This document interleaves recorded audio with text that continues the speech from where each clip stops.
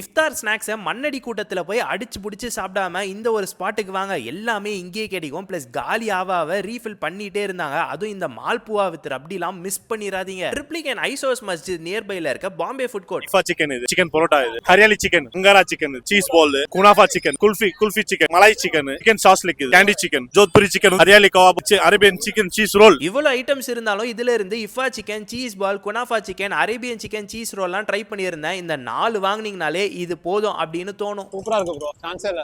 ரொம்ப மூட் அவுட்டா இருந்தது.